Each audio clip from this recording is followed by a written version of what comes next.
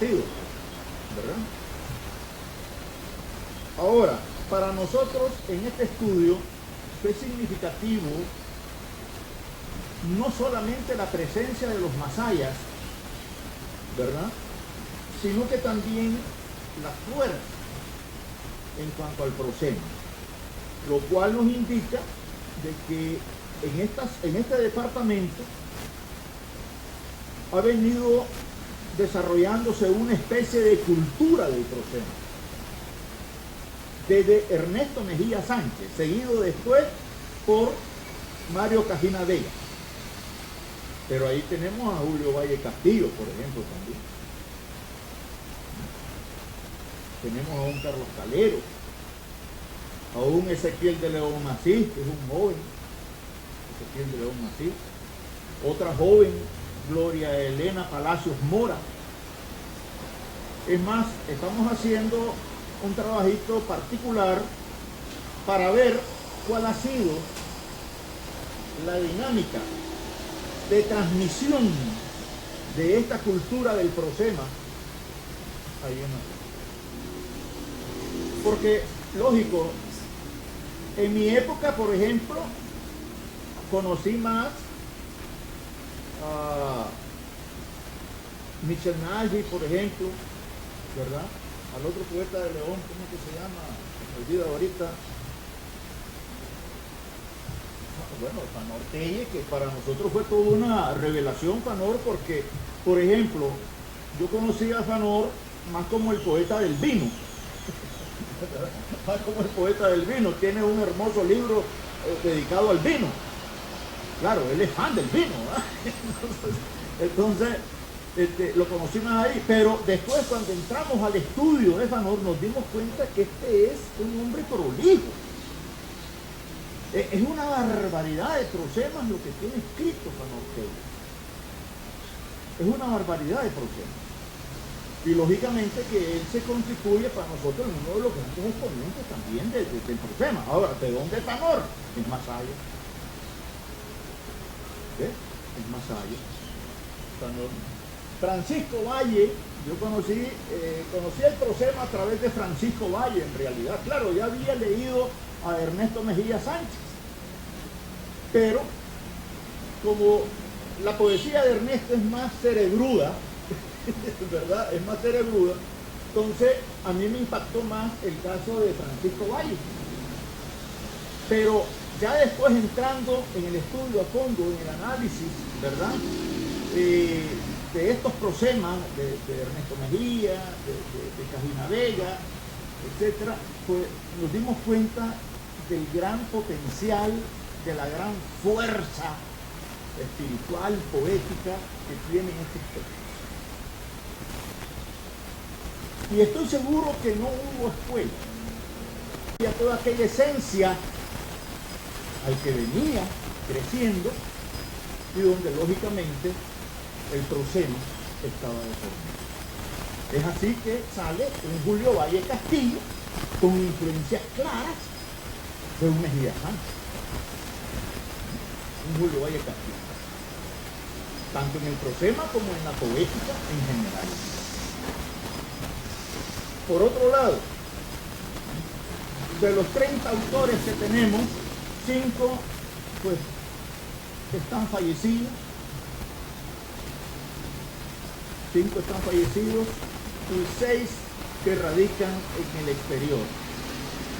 Esta es una antología que no se trató solamente de los vivos, no se trató solamente de los que estuviesen aquí, porque entonces nos parece de que no es un estudio serio, ¿verdad? Ni que porque estos tienen una determinada ideología política o porque estos tienen un determinado credo religioso, nada de eso. Sencillamente tomamos en cuenta de acuerdo a la calidad literaria, la calidad poética. Por eso fui el primero, independientemente de los decires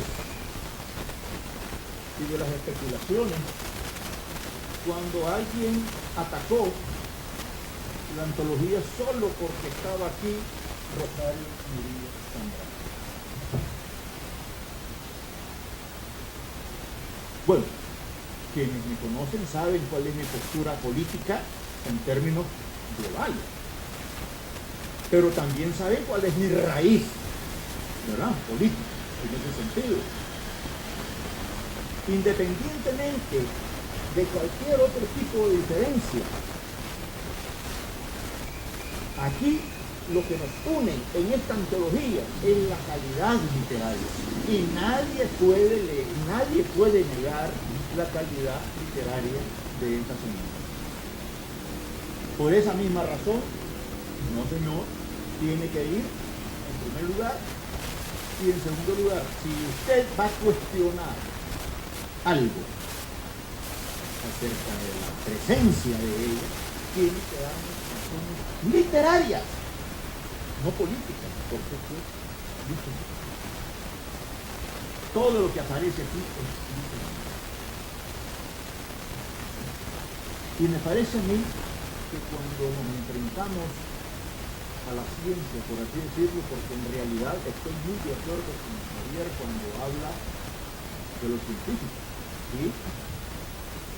Porque no solamente nos dedicamos a estudiar a cada autor, sino que también nos dedicamos a investigar, origen, desarrollo, posturas, teorías, etcétera, etcétera. Entonces, si un estudio es serio desde el punto de vista de la ciencia, tiene que trascender todas esas nimiedades. Tiene que trascender todas esas nimiedades.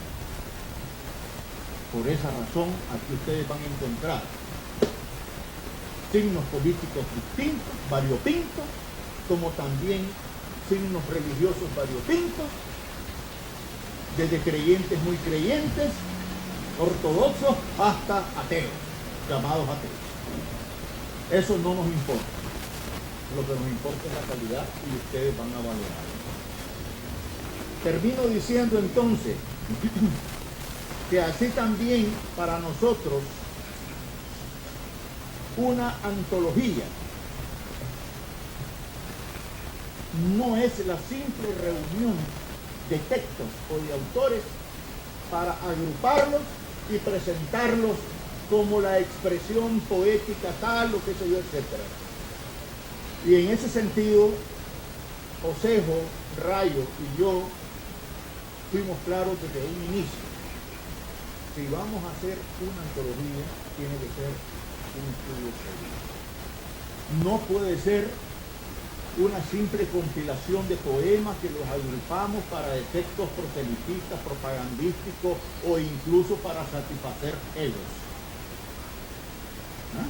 Porque ahora es bonito venir y decir en toda hoja de vida: soy de la antología tal, o incluí una antología tal, antología tal, antología tal, y hasta antologías donde uno tiene que pagar para estar ahí. Entonces, no se trata de eso desde nuestro criterio, sino que quienes deben ser incluidos en una antología deben ser sometidos a un estudio, sobre todo en el caso nuestro, porque es la primera antología de este tipo, y en ese sentido también pues primó una responsabilidad, ¿no?, en este caso. 32 años. Que 3 miembros del grupo Apante nos hayamos encontrado nuevamente. Edgar Sosa, Marianela y José Manuel. ¿Cómo es posible que después de ese lapso de tiempo tenga el honor de volver a ver acá a mi hermano Fran Rodríguez, Fran Rodríguez? Hay que sentir un aplauso.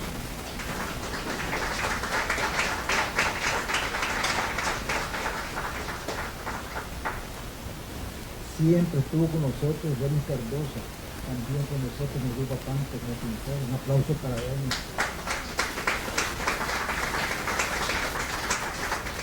Que ahí hay fresco, para que tomen fresco. Hay un aporte singular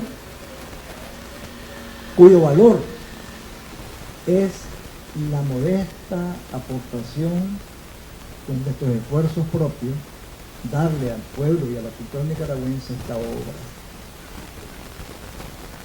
Y esperamos contar con 10 escritores más, porque no existen prosenistas. España tiene una antología de 20 poetas de España. Y Costa Rica tiene 20 poetas también, solo hay 3 antologías. Una española, la de Costa Rica y la de nosotros. México tiene una antología. Pero es decir, es poco. Vamos a entrar a partir de eso en el tema. Prosema y poema en prosa. Prosema, poema en prosa y prosa poética. De acuerdo a Cerón, plantea que el poema en prosa es un género que difícilmente se deja codificar, porque está identificado con la prosa libre originaria, prosa pura. Está determinada por verso librista de Walt Whitman, determinada por las traducciones arcaicas de los textos arcaicos, hasta de la Biblia misma, y por esa prosa poética a la que, digamos, se volcaron muchos escritores, sobre todo Chatterton, que él decía: prefiero escribir mi epopeya en prosa poética. Entonces, ¿de dónde surge el prosema? Bueno, se le llamó poema en prosa al escrito con el que despuntó Baudelaire. Pero él mismo reconoce: yo no soy el primero, dice. El primer ejemplo, dice Bertrand, él es el primero. Qué humilde que fue Baudelaire. Luego se suma Rimbaud. Rimbaud hace un diseño del formato increíble del poema en prosa. Y Mallarmé va a capitalizarlo. Dacuse continúa y después se despliega en el mundo. ¿Y quiénes son los hispánicos que fundan el poema en prosa? Becker, Darío y Juan Ramón Jiménez. Posteriormente en América, Leopoldo Lugo. Pero la corriente en sí, como un cultivo, dicen estas muchachas jóvenes, Elizabeth García y Aura López, que es un género relativamente nuevo. La verdad es que es el único género nuevo que hay, pero no le entramos. Aunque haya dicho el maestro Mejía Sánchez que él se sentía más cómodo con el prosema, pero no es cómodo. ¿Por qué? Porque viene la pregunta: ¿caíste en la prosa poética? ¿Caíste en el poema acostado? Es decir, como el poema es vertical, lo acostaste y dice que tengo un prosema. Cuidado. Si agarramos un poema Marianela, en vez de la mujer y lo acostamos, lo tenemos prosema. Si continuamos verso a verso horizontalmente, decimos que hay un prosema. Cuidado, porque tampoco es así. La prosa y el poema, oígase bien, y el poema estuvieron delimitados desde Safo, desde el imperio nipón. Van a ser dos traducciones distintas. Y cuidado con sentido contrario.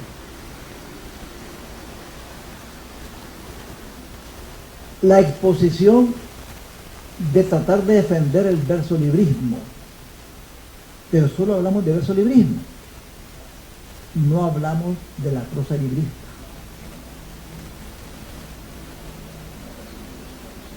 Si la prosa no era poética, la prosa no era por eso es prosa.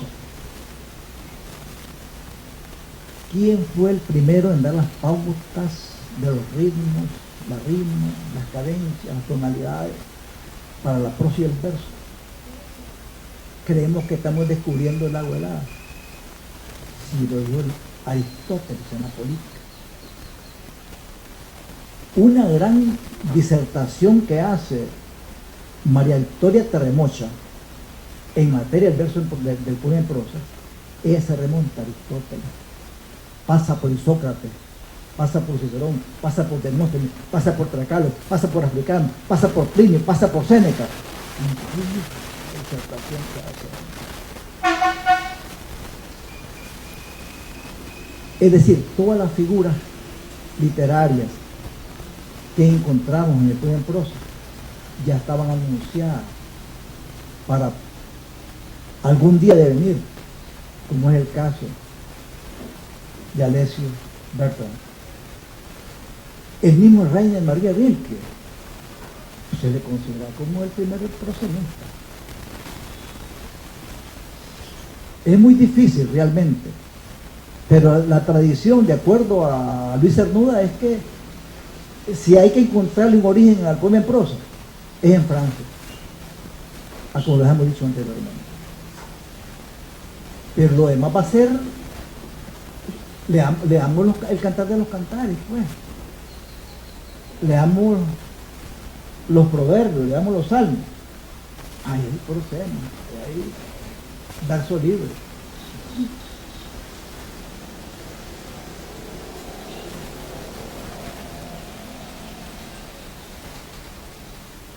Los conceptos de poema en prosa están encontrados. Fíjense ustedes que la Real Academia Española dice que es un subgénero. La Real Academia Española dice que es un subgénero. Cuando los monógrafos, los tesis,tas y el equipo nuestro, no creamos que nos sentamos una noche con Petro y Mauricio Rayo, el mismo cosa. De ello también estuvimos en ese prólogo conversando los tres y fuimos de la idea conjunta. Sí, aunque yo la haya escrito la idea en el libro, pero es de los tres. Yo porque existiera una antología de prosema. Fue los tres lo que yo firmé pues como el prologuista. Pero es una idea colectiva. Por eso nos dimos la tarea de los tres hacer la antología. Sí, es que de hecho es uno el que inicia y el otro estaba con esa idea también. Entonces cuando se reúnen las tres ideas, sí, hacen lo que hicieron ustedes. Sí, entonces yo no lo considero tardío, la idea, por el contrario, es temprano. Porque fíjese que, es decir, yo pensé, aunque a lo mejor va a salir, pero son las cartas bajo la manga de mí. Yo pensé que iba a preguntar por qué persiguiendo una forma. ¿Por qué el título? Ahí te lo dice todo. ¿Por qué el título persiguiendo una forma? Yo persigo una forma que no encuentra mi estilo. Pero también, de acuerdo a las concepciones contrarias, opuestas, antagónicas que hay entre los monógrafos y los teóricos, no encuentran el prosema en su concepto. Por eso que está virgen este tema. Como dice la poeta Marinela, es temprano. Estamos despuntando con pie derecho y queremos que estimular. Ya, bueno, el chaval está joven, pues, ¿verdad? Él puede continuar la tarea, pero no es fácil. No es fácil, pero el prosema hay que seguirlo estimulando, promoviéndolo, porque quizás los jóvenes que están escribiendo poesía ahorita pueden estar repitiendo mucho. O sea, quizás el prosema les posibilite un espacio mejor para la expresión. Pero hay que empaparse de lo teórico y esos 150 textos que están ahí. Entonces, en el mundo, fíjese usted que no se han atrevido a hacer estudios más profundos. Además, los que lo han hecho, todos lo han hecho para obtener grados de doctorado. espérate. Doctores en literatura, nosotros no lo hemos hecho con ese fin, lo hemos hecho en forma muy profesional y con mucha dedicación. Sí, comprendemos la inquietud suya, pues, pero el caso es que es un género nuevo. Laurita García dice que hace unos 6 meses, lo dijo Laura, son jóvenes, muy acuciosos en México y España, y modernos, pero no le entran porque como dice Ollón, el prosema no se deja codificar. Es un pescado liso, ¿cómo lo agarras? Lo agarras por aquí y te sale por otro lado. Pero hay textos bien conformados, bien definidos. Para nosotros los textos que están seleccionados ahí, no creas que fueron 5 porque tuvo 5 Lester Fonseca, no, Lester mandó 20 prosemas. De los 20, no es que esculcarme cuántas canas tengo por aquí, no, es que son prosemistas, escritores de prosema, y de la cantidad que mandaste, se seleccionaron 5. Y en Nicaragua solo hay 4 que han escrito libros de prosema. Libros. Mejía Sánchez, Francisco Valle, en alguna medida Mauricio, San Michel, Sanor, Francisco Valle, son pocos. Como libros de prosema. Iván Figueroa. Muy bien, muy bueno. Hace poquito anduvimos en Ismael también, en varias librerías con Cuesta, buscando libros de prosema, explicamos los libros, a ver a quién le encontramos algo, a ver si tenía. Encontramos un libro que dice prosema. Ninguno era prosema. El libro decía un título, decía, entre paréntesis, prosemas. Y ninguno es prosema. O sea, con todo respeto a los escritores, pero cuando Rigby, mi gran hermano Rigby, me invitó al primer Festival Internacional de Poesía a Granada, yo le dije que no era Vicente. Y le mandé un poema para que lo leyeran allá, con Chichi Fernández. No lo quisieron leer. Después, Ariel Montoya me invitó para un festival internacional en el Malecón de Granada. Lo mandé con mi Farrach, no lo quisieron leer. Tuve que leerlo aquí, creo que fue. Se llama Epílogo para un Festival Internacional de Poesía. 1. Los poetas tal vez saben lo que escriben, pero no saben lo que hacen porque no lo escriben. Perdónalo, Señor. 2. No tarde, Rubén. Ven a jugar a poetas vivos y muertos. Eso está pasando. Los poetas no sabemos lo que estamos escribiendo. ¿Qué es lapidario? El epílogo que es lapidario. Pero no sabe lo que está escribiendo, entregado. Rubén Darío, leamos la monografía, Rubén Darío estaba consciente de lo que estaba haciendo. Estaba consciente que estaba renovando las letras, la literatura, la poesía, la prosa. Estaba consciente, ¿no? De esta manera nosotros estamos conscientes de lo que estamos haciendo. Por eso es que nos gusta que publique Matagalpa, Aventajado, nos sigan haciendo preguntas.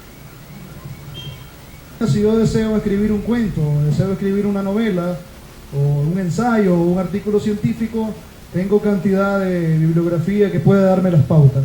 Pero en este caso ustedes tienen, llamémoslo, alguna especie de ruta o de protocolo o de pasos que sugiramos y digamos, bueno, entra por aquí, esto primero, sigue por aquí, teje esta estructura.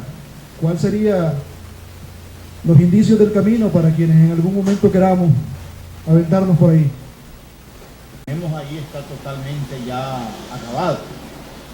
Es un avance importante, porque en esto también estamos batallando contra un mar de concepciones Estamos batallando con un mar de concepciones, es decir, unos llaman prosa poética, otros le llaman poema en prosa, en fin, una serie de cosas. Hasta exacto microrrelato, ¿verdad? O relato poético, una serie de cosas, ¿no? Entonces, claro, aquí es de acuerdo a la venta que se está haciendo. Nosotros no estamos haciendo ninguna venta, sencillamente estamos fijando una postura de acuerdo a la experiencia nicaragüense.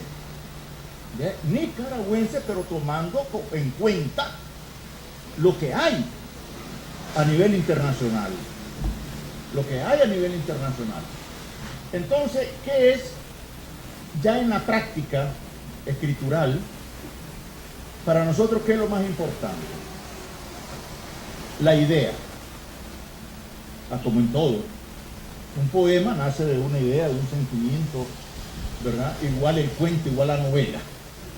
La idea. La forma. ¿Cómo lo voy a hacer? Porque yo puedo tener la opción de escribir un poema en verso. Y un poema en verso, lógicamente, tiene su propio arte. ¿Verdad? Es cuestión de estructurar bien el poema, el verso, la estrofa, las imágenes, cómo calzan. Igual en el caso de la prosa, tiene su propio arte. Entonces, ¿qué es lo que voy a hacer? En una prosa yo describo, en una prosa yo expongo, en una prosa yo puedo disertar incluso, en una prosa. Y puedo hablar de filosofía, igual en el poema. Poemas filosóficos de Urtecho, por ejemplo, que son excelentes poemas. Entonces, cuando nosotros nos enfrentamos al hecho de escribir, y quiero escribir un poema en prosa o un prosema, quiero escribir un prosema, en primer lugar me despejo, fíjate bien, ¿verdad? Me desarraigo del concepto tradicional del poema. Todavía es lamentable que en Nicaragua estemos hablando de rimas y que nuestros profesores estén exigiéndoles, tú que eres estudiante de literatura, y que nuestros profesores estén exigiéndole a nuestros niños escribir en rima. De lo contrario, está mal. La composición, le dicen ellos, ni siquiera le llaman el poema. Está mal. ¿Ah?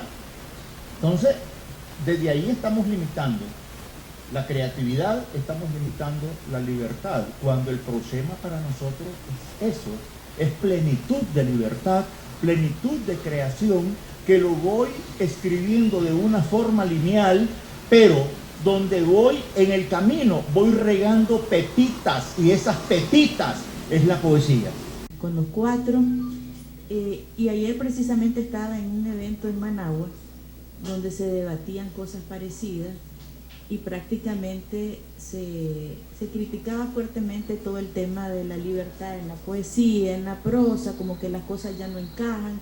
Y creo que en ese sentido el título le hace honor a la modernidad y a la posmodernidad, porque lo que nos caracteriza actualmente es esa búsqueda constante de las nuevas formas de expresarnos, viniendo desde la corriente de Aristóteles, pues las pasiones, la emoción, y esta forma que buscamos todos es ni más ni menos que el envase en el cual vamos a presentar como seres humanos, buscando la catarsis, ¿verdad? Y la sobrevivencia con sus distancias del pasado con ahora, pero da para mucho. O sea, la primera reflexión es que es un tema moderno, me parece muy acertado el título, perfecto.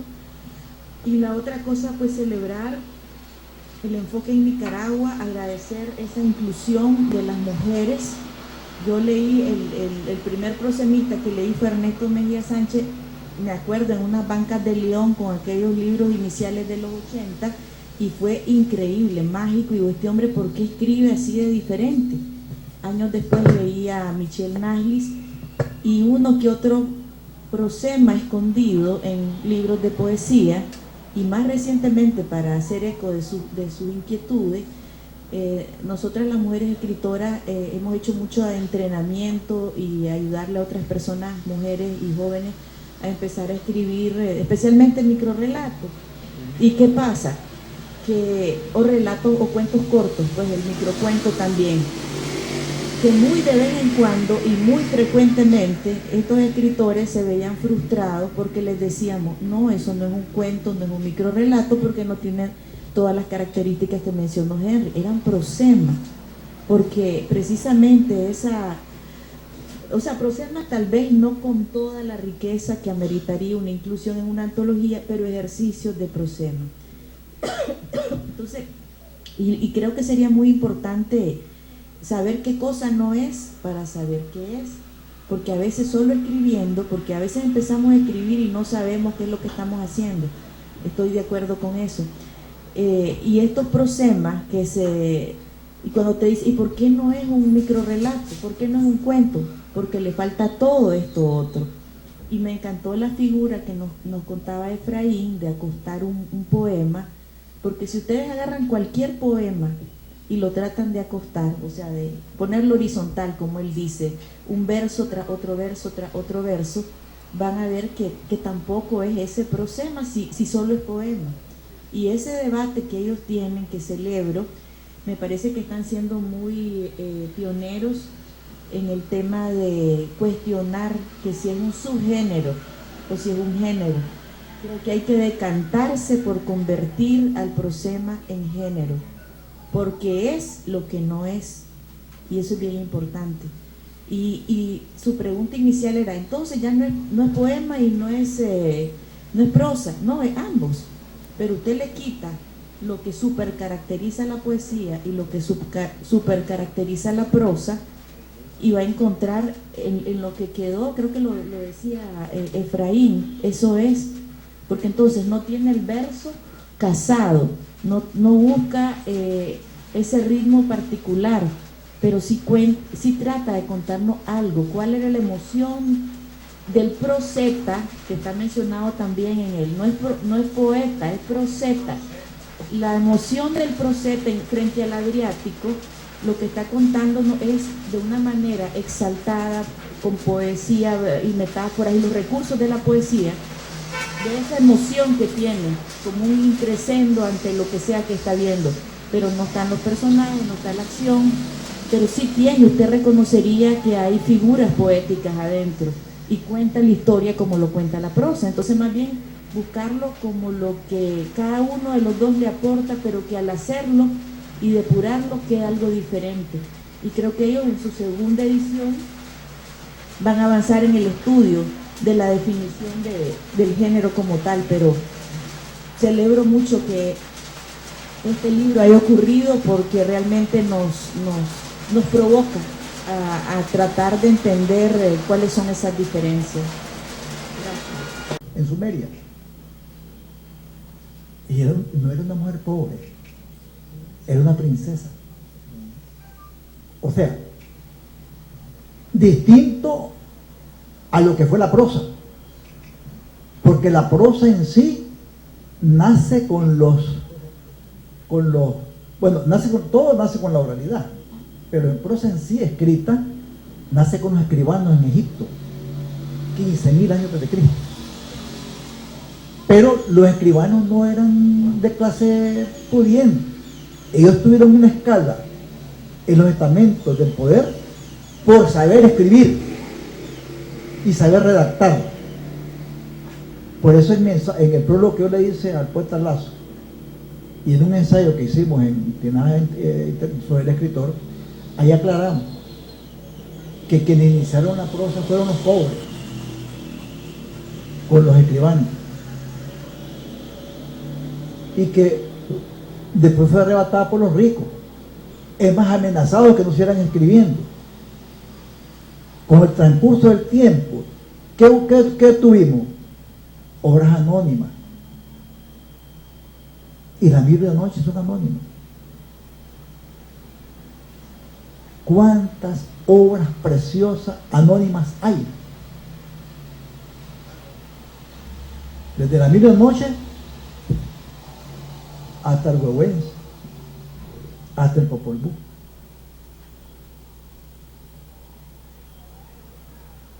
Casualmente nosotros dijimos, la prosa en sí digamos, formalmente escrita, la encontramos con Homero en la antigua Grecia. Pero es una prosa poética. La poesía en sí, ya le dije, en Dewana. Pero ¿quién en frases populares se roba el mandado de la poesía y la cultura desde Asia Menor? La Atenas cortesana. Ahí vamos a encontrar a Safo y otras escritoras, mujeres, hombre. Arquíloco sale después como el poeta maldito de la antigüedad.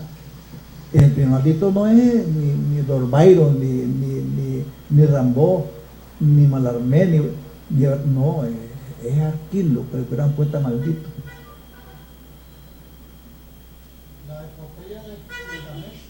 Gilgamesh también es de la más antigua. Yo lo menciono en mi poema Muchas Gracias, que lo leí aquí. Gilgamesh es Ramayana, es antigua. Pero en sus orígenes, la Mil Noche, a ver, todo lo que es la compilación de la Biblia, que nace en siglos antes de Cristo, son versiones orales. Y nada de lo que se dice en la Biblia, bueno, esto no es con términos religiosos, además yo soy católico, pero no es con términos religiosos.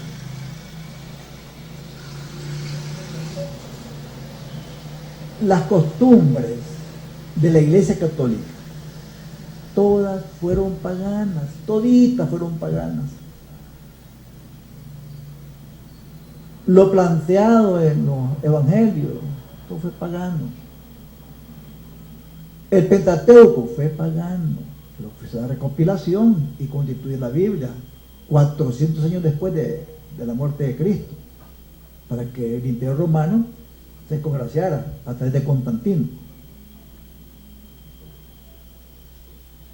Entonces, la Biblia representa una expresión escrita, pero 400 años después de Cristo, formalmente retomando toda la expresión oral, como dice la poeta Marinela, pagana.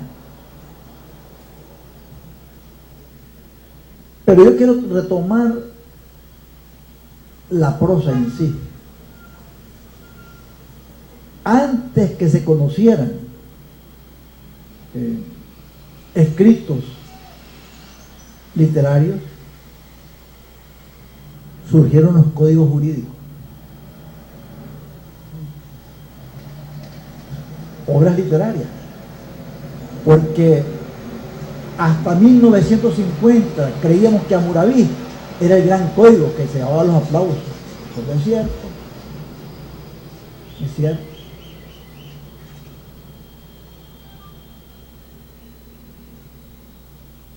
La princesa babilónica Lipidistar tuvo su código antes que Hammurabi, antes.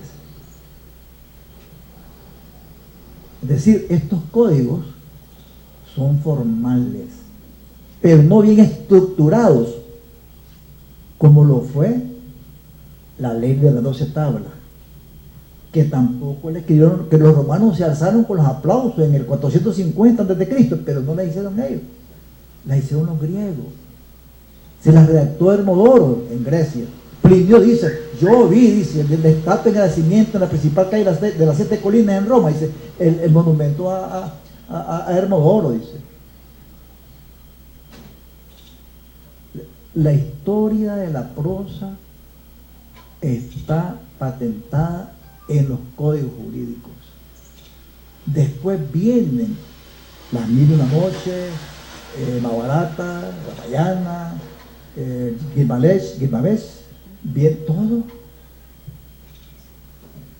Aquí yo leí el poema Muchas Gracias. Hice un recorrido de la poesía y la prosa, los cuentos, la leyenda, desde la antigüedad hasta nuestros días. Entonces, ¿cuándo se le comenzó a llamar poesía? Los mismos romanos, los mismos griegos, Aristóteles. Aristóteles, la poética de Aristóteles, él le comenzó a llamar poesía. Pero no quiere decir que ahí comenzó la poesía en Grecia, no.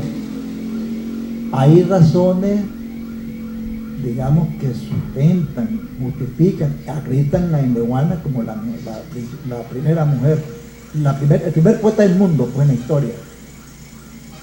Después de ellas surgieron los japoneses, el imperio japonés con sus escritos. Ahí está la cuna de la poesía también. Pero como les repito, Japón, China, Grecia, Sumeria, Persia, que es Irán, dieron expresiones de prosa y de poesía. Pero ejemplos, digamos, físicos así, que podemos palparlo, la Biblia.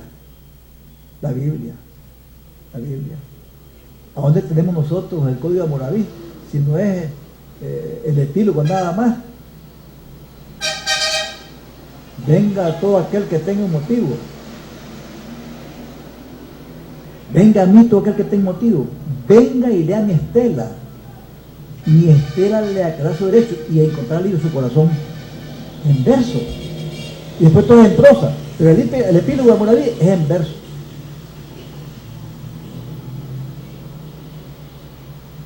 Pero no los tenemos completos, son fragmentos, trozos, todos los códigos. El Liqui, el chino, el Liqui, el código Tang de los japoneses también es un fragmento. Y eso recoge tradiciones. Miren que los mismos hermanos, nosotros decimos, el que madruga,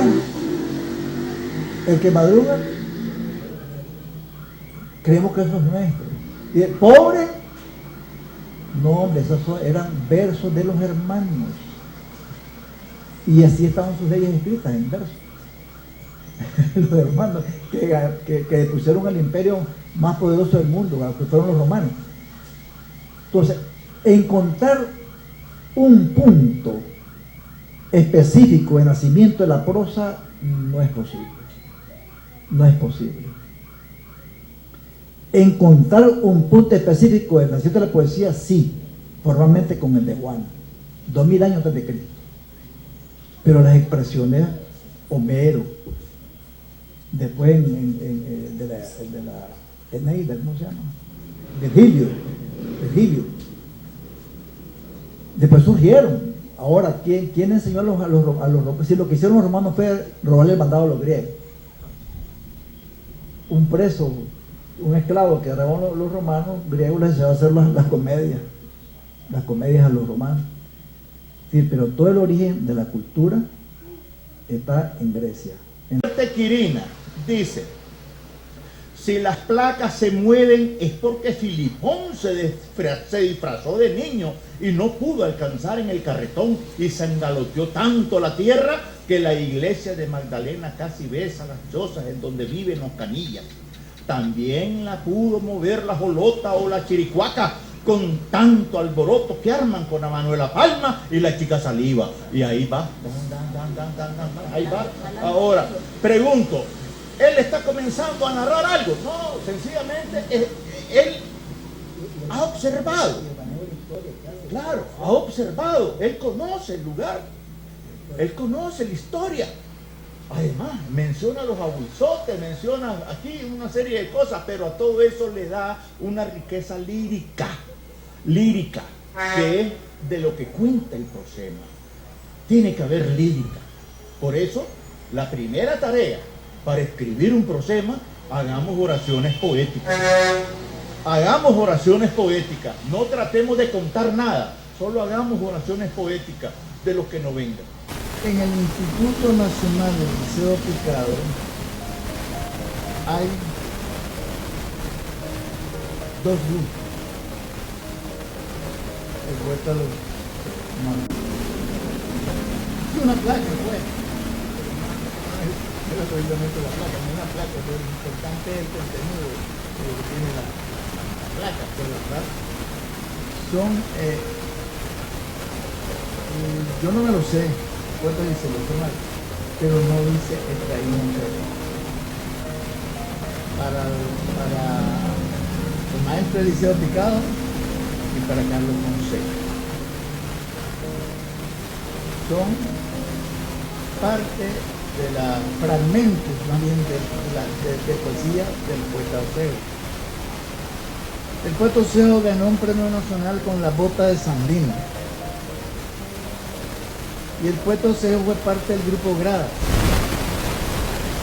Y el poeta Oseo hace poco casi llora porque su cuñada ha guardado en su calceta así, donde él está, en una plaza, no sé dónde, está leyendo La Bota de Sandino. Y en eso el champú está disparando fuerte y él está a grito, a pulmón, abierto ahí, leyendo La Bota de Sandino. ¿Cómo que no van a ir? Vamos, me dice. Bueno, si va bobo yo. Claro que voy a ir. Me pensé, quería que llevaran 2 trabajos cada quien para esa antología. Me preparo los trabajos que habían sido publicados. Y no había nada. Que voy a dónde están reuniendo en este país. Y yo empecé a publicar los niños de público. Y llego a dónde está. Allá debajo de aquel árbol está un llego en esa foto de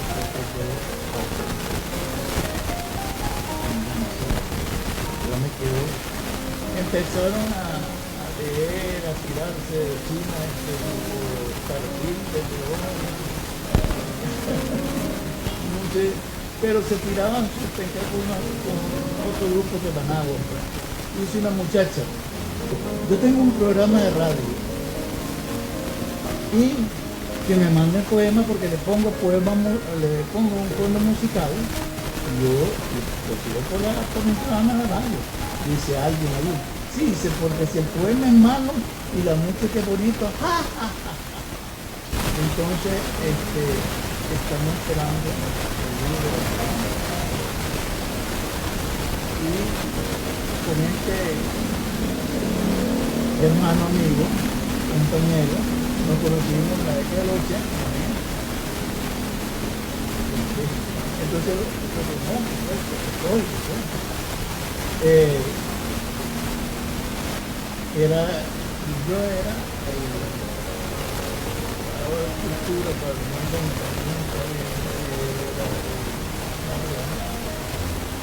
coordinador regional de la 19.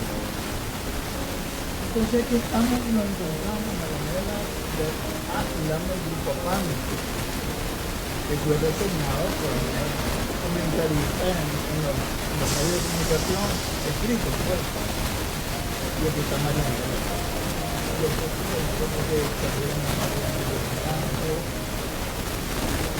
Mauricio Marquina, salvadoreño, y fuimos a Matri, fuimos a Managua a hacer unos recitales donde estaba Mauricio Marquina, estaba José, estaba un poco que está fuera del país, que no sé que es Guametén, y estuve yo, pues ahí unos recitales. Y así nos vamos conociendo. Yo también la cuestión de la fotografía, me venía de ahí, pero siempre yo también a ver cómo la magia pues, de la fotografía. Y yo soy fotógrafo, pues yo soy chévere,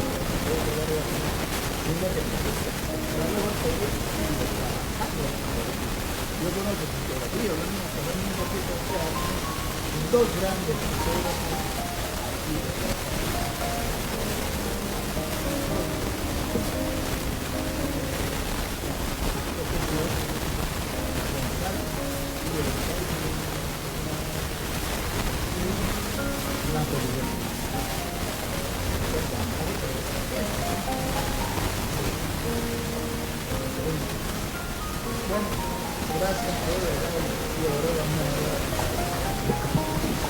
Ya para concluir entonces, con esto nos despedimos, lo que venimos de aquí.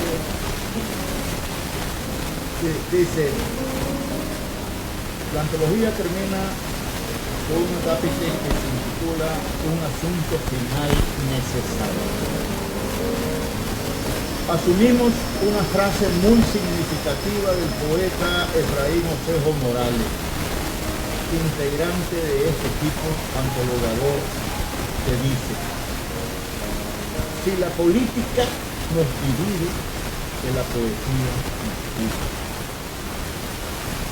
Los avatares de la política deben asumirse en la universidad con responsabilidad y seriedad, respeto y tolerancia, en paz y unidad por los hacedores de cultura ideal.